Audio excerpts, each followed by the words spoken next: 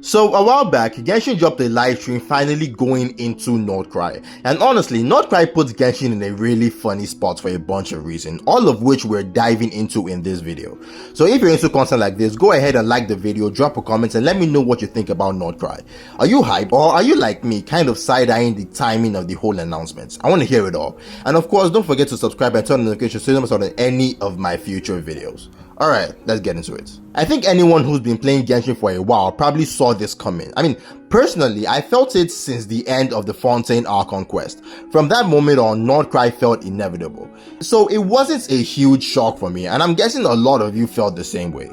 So in this video, I want to dig into 3 big questions, all of which I think are very necessary to be asked before going into NordCry. The first one is, why NordCry? I mean, why are we getting this region now?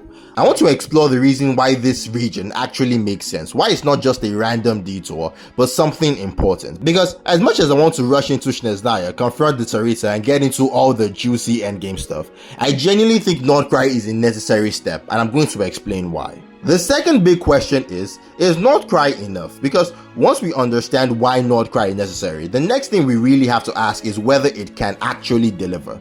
During the live stream, they mentioned a lot of things NordCry is supposed to cover, but honestly, I think it's going to have to do way more than was teased, like way more than the live stream or the marketing led on. So yeah, is NordCry enough to handle all of that? And the last question is, can NordCry actually pull it off? Like I said, this region has a lot riding on it, and we've talked before about how Genshin's riding can be a hit or miss, so it's fair to be a little skeptical. So beyond just the amount of time they've had to build it, the real question is, can NordCry nail it? Can it give us the depth, the emotion, the payoff we need to really enjoy and believe in this region?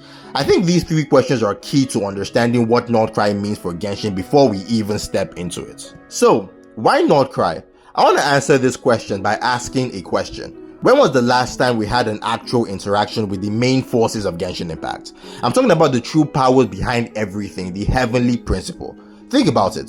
Genshin Impact has been around for nearly 5 years now, and aside from that opening cinematic where we meet the unknown god, we've had basically 0 meaningful interactions with the real antagonist or protagonist, depending on how you see it. And that says a lot. Now, say we were going straight into Snezhnaya, that would mean we're entering what should be a climax of the story, but it feels like we've skipped so much along the way.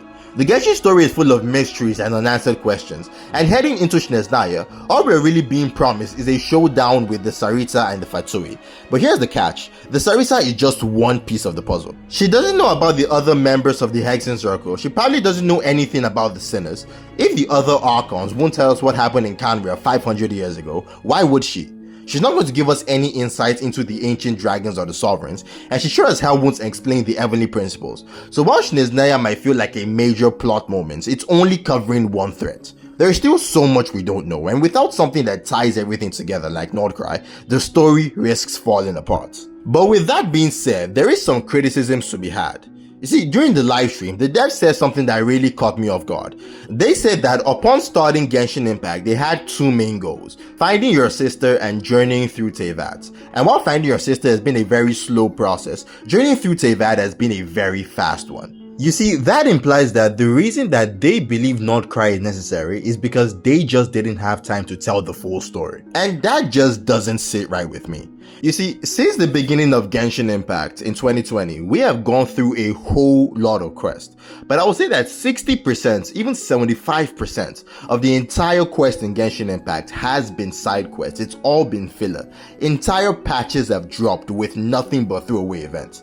Take the Hexen Circle for example. We first heard about them in version 1 from Mona, and then through Alice's big lore drop, but since then, practically nothing. The next major info dump came in late version 4. That is a 4-year gap for a group that's supposed to be deeply important. And it's not just them, it's like this with so many of the core mysteries in Genshin Impact. We get introduced to something huge, and then the game just forgets it exists. And that just shows how important NordCry is. But more than that, NordCry has a lot to cover. And this brings me to the next question. Is NordCry enough?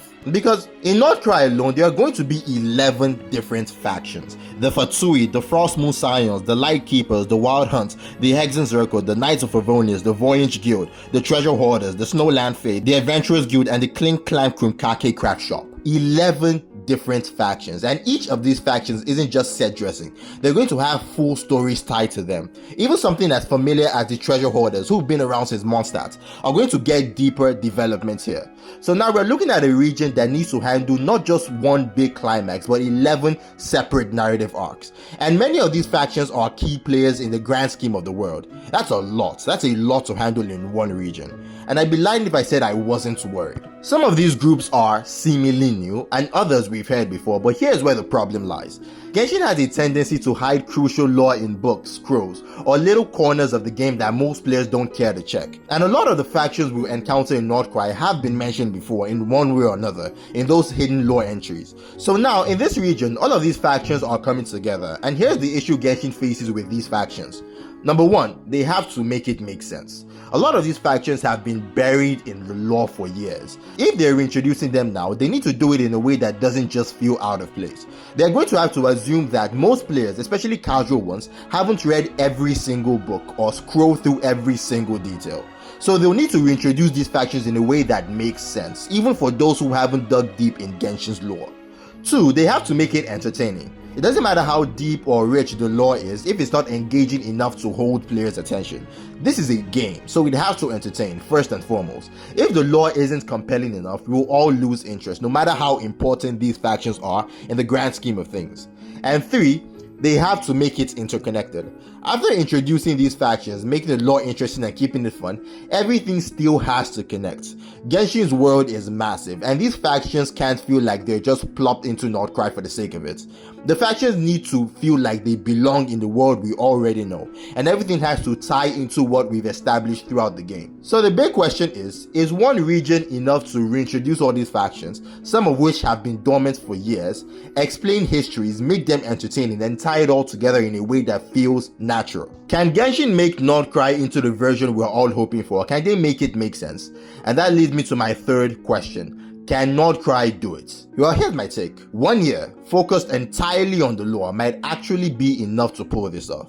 If we're talking about giving most of the spotlight to lore and focusing at least 90% of the content in NordCry on unraveling all of these factions, 1 year might just be the right amount of time. Sure, we might get a side quest here and there, but if the majority of the content is about diving deep into the history, factions, and world building, then NordCry may just stand a chance. I honestly think a year is enough if they really go all in, and here's why.